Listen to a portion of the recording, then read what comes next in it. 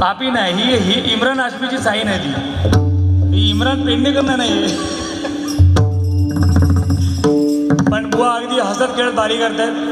फक्त बुवा मला एक सांगायचं आहे, तुम्ही भक्तीचे 3 प्रकार सांगितले, राजस, तामस आणि मास भक्ती. मास भक्ती कैसून आणला? काय वाचलाच खायच्या ग्रंथात ती सांगा. भक्तीचे 3 प्रकार आहेत, बरोबर आहे. एक राजस भक्ती, दुसरी तामस भक्ती आणि तिसरी आहे ती सात्विक भक्ती. लक्षात घ्या, राजस भक्ती म्हणजे देवांची भक्ती. त्या देवाच्या भक्तीमध्ये संतांचं कल्याण आहे. ओके. त्याच्यानंतर सात्विक भक्ती म्हणजे ही संत करतात ती भक्ती, सात्विक भक्ती. त्या भक्तीमध्ये पुऱ्या जगाचं कल्याण आहे. आणि तामस भक्ती ही आपल्या माणसांची, आमच्या तुमच्यासारख्या जो, आणि ह्याच्यात दुसऱ्याचा नायनाटच आहे त्याच्यात. ही भक्ती आमची. आणि हे खरे, ह्या खऱ्या 3 भक्ती आहेत बुवा. पुढच्या वेळी बाहेर सांगा नको, सांगते तुमका आधी. आणि बुवानी सांगितलं रावणाची लंका होती, सोन्याची लंका. बुवा किती होती माहिती आहे तुमका?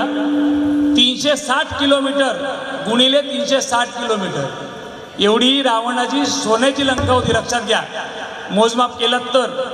फक्त एक गोष्ट त्याच्यामध्ये, संपूर्ण सोन्याची लंका होती. पण तुमच्या कोणाला माहिती असेल नसेल माहिती नाही बुवा, तुमका माहिती आहे का नाही माहिती नाही, पण त्या सोन्याच्या लंकेमध्ये एक गोष्ट सोन्याची नाही होती. खायची ती सांगा. नाही माहिती आहे. एक गोष्ट म्हणजे स्मशान जे होतं ते स्मशान सोन्याचं नव्हतं, पण असा एक देव होता ज्याच्याकडे सोन्याचं स्मशान होतं. तो म्हणजे आमचे कोण? सुदामदेव. ज्याला श्रीकृष्णाने सुदाम नगरी बहाल केली सोन्याची. त्या सुदाम नगरीमध्ये सगळ्यात सोन्याचं होतं, म्हणजे तुमचं स्मशानसुद्धा सोन्याचं होतं. म्हणजे त्या रावणापेक्षा बुवा तो सुदामदेव श्रीमंत होता. लक्षात घ्या, कारण तो सात्विक होतो, तामस नाही होतो. मांस भक्ती बरोबर आहे. म्हणजे तामस म्हणजे कशी, जो मांस मटण खाता ना त्याची बुद्धी तामस होता. म्हणून तुम्ही तामस म्हणाला असाल का तर बरोबर आहे. आता पुढच्या सांगा, ही तू काय करून जाणून घेतलं आता. तर आज प्रभू रामचंद्राची जयंती आहे. आपला प्रभू राम नवमी उत्सव चालू आहे आपला. रामाबद्दल काय सांगायचं? राम म्हणजे रा म्हणतो आपण, राचा तोंड उघडतो रा, आणि म म्हणताना तोंड बंद करतो. म्हणजे आपल्या शरीरातले पाप जे आहे, षडविकार, हे रा म्हटलं की बाहेर पडतात, आणि तोंड बंद केलं की म म्हटलं की ते कुलूप लागतं ह्याला, तोंडाच्या दरवाजाला, आणि ते बाहेरच राहतात. म्हणून राम म्हणतो आपण. बुवा राम हा म्हणतात ना 550 वर्षांनी म्हणे आपल्याकडे अयोध्येमध्ये रामाची आपण प्रतिष्ठापना केली. लक्षात घ्या. पण हा राम आमच्या सगळ्यामध्ये आहे. नाम को चतुर्गुणे. लक्ष देऊ नाही का? या खायचं बुवा सांगणार नाही, हे प्रदीप सावंत सांगू शकतात. नाम को चतुर्गुणे पंचतत्व मिले, द्विगुण करने का काम, 8 से भाग लो नीचे बचे सो राम. हे गणित आहे, गणित. हे अध्यात्मातलं गणित आहे. एक तुम्ही अक्षर, तुमचं नाव घ्या, कोणतं पण तुमचं नाव असेल, तुमच्या प्रत्येक नावामध्ये राम आहे. माझं नाव काय आहे? प्रदीप. 3 अक्षराचं नाव आहे. 4 ने गुणा दिला, 4 3 किती झाले? 12. पंचतत्व मिळवा त्याच्यामध्ये, 5 मिळवा, 12 आणि 5 झाले 17. द्विगुण करणे का काम, डबल करा, 17 दुने झाले 34, आणि 8 से भाग लो म्हणजे 8 ने त्याला भागा. किती होतात? 8 चोक 32. उरले किती खाली? 2. ते 2 म्हणजे राम. आता हे राम कसं? लक्षात घ्या. रामायण लिहिलं किती? रामायणाचे श्लोक होते किती? 100 कोटी श्लोक होते. देव भांडायला लागले की रामायण आमचं आहे, दानव भांडायला लागले रामायण आमचं आहे, आणि माणसं भांडायला लागले रामायण आमचं आहे. देव म्हणायला लागले प्रभू रामचंद्रचं आहे, रामचंद्राची त्याच्यामध्ये कथा आहे म्हणून ते आमच्या देवांचं आहे. राक्षस दिले म्हणता आमचा रावण नसतो, तर तुमचा कसा काय रामायण कसा घडला असता?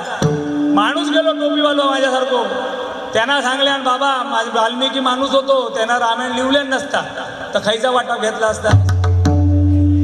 मग त्या तिघांचं भांडण झालं. त्या तिघांनी काय ठरवलं की चला सबका बाबा कोण? महादेव बाबा. सगळे शंकर भगवानाकडे गेले आणि त्याला सांगितलं भगवानाला की हे रामायण तू वाटून दे आम्हाला. तेव्हा ते 100 कोटी श्लोक त्या शंकराने तिघांमध्ये वाटले. 33 100 कोटी मग 33 कोटी 33 कोटी 33 कोटी उरले किती? 1 कोटी. 33 लाख 33 लाख 33 लाख उरले किती? 1 लाख. बरोबर. 33,000 33,000 33,000 उरले किती 1,000 बरोबर. 333 333 333 असं करून शेवटला एक फक्त श्लोक उरला. आता तो एक श्लोक जो उरला म्हणजे 99 झाले की एक उरला, लक्षात घ्या. म्हणजे सगळंच फोडून तुम्ही घरात जाऊन करा, त्या करीत राहू तर सकाळ होईल, बरोबर की नाही. तर तो एक श्लोक उरला. त्या एका श्लोकामध्ये अक्षरं किती होती? एका श्लोकामध्ये अक्षरं 14. ह्या 100 कोटी श्लोकामध्ये प्रत्येक श्लोकात अक्षरं 14. ती अक्षरं पण वाटली परमेश्वराने. 32 अक्षरं होती त्याला. ते प्रत्येकाला 10 10 10 किती दिले? तिघांना 30 दिले. उरले किती अक्षरं? बोला ना, तोंडात बोला. 2 उरले. गणित शिकला ना, शाळेत नाही गेला. 2 उरले अक्षरं. तेव्हा शंकर भगवानांनी सांगितलं आता ही 2 अक्षरं मी तिघांमध्ये वाटू शकत नाही. मग आता मी तुमका वाटप केलं, मग ही 2 अक्षरं मागा देऊन टाका. कोणी सांगितलं? शंकराने. तेव्हा त्यांनी सांगितलं ठीक आहे, तुका ती 2 अक्षरं घ्या. आणि शंकरांनी ते 2 अक्षरं आपल्याकडे ठेवली. तेव्हा नंतर त्यांनी विचारलं तिघांनी की ती 2 अक्षरं कोणती आहेत? तेव्हा शंकराने सांगितली ती 2 अक्षरं म्हणजे राम. आणि तो राम आमच्या सगळ्याचा लक्षात आला. गाईला काय? शंकर भगवानाचा आणि विष्णुदेवाचा अतिशय निस्सम प्रेम होतं, लक्षात घ्या. जेव्हा शंकर भगवान पृथ्वीवर आले तेव्हा विष्णू भेटत नव्हते त्यांना. तेव्हा शंकराने जाऊन वरती स्वर्गात जाऊन त्याला विचारलं, बाबा तू भेटत किती घेत नाही माका? तेव्हा विष्णुदेवाने सांगितलं, बाबा खाली आलो तर प्रत्येक कणाकणात पिंड तुझी. म्हणजे या पृथ्वीचा राजा कोण आहे माहिती आहे का? शंकर भगवान राजा आहे या पृथ्वीचा. लक्षात घ्या, माहिती नसेल तर बुवा तुम्ही लिहून ठेवा. प्रत्येक कणामध्ये पिंड आहे. मी पाय तरी काही ठेवू म्हणून मी तुला भेटायला येत नाही. तेव्हा शंकर भगवानाने सांगितलं, तू एक काम कर देवा, माका तुझ्याशिवाय भेटल्याशिवाय जमणार नाही. तेव्हा तू ज्या प्राण्यात पाय नाही तसा रूप घेऊन माका भेटा घे. तेव्हा त्या विष्णुदेवाने त्या सर्पाचं रूप घेतलं. जो गळ्यामध्ये शंकराच्या सर्प बोलतो ना, तो विष्णूचा अवतार आहे, लक्षात घ्या. हे पुराण आहे आपलं बुवा. ह्याचा अभ्यास फक्त मी करतो. बाकी माका तुमचे जो बी घेऊचे नाही सांगा. थोडे बरे प्रयत्न करतले मगे. हे फक्त मी आता रूपाच्या भंगापर्यंत. मग अध्यात्म सांगा गेले तर मग कोणाही थांबायचे नाही.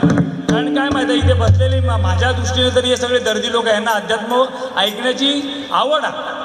आता एवढ्या सांगले ना तर बुवा बंद कर, बरं की नाही. चला पुढे जाऊया, रूपाचा भंग घेऊया आणि गजरामधून तुमचं मी मनोरंजन करीन.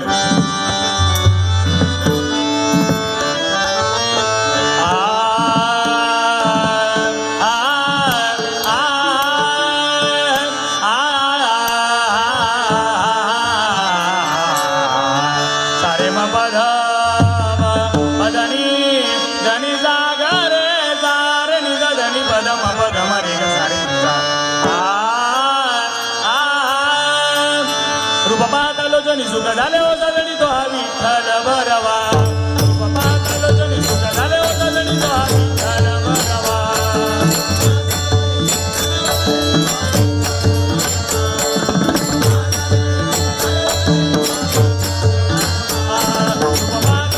सुख झाले हो सजणी तो हा विठ्ठल बरवा. सुख झाले हो सजणी तो हा विठ्ठल बरवा.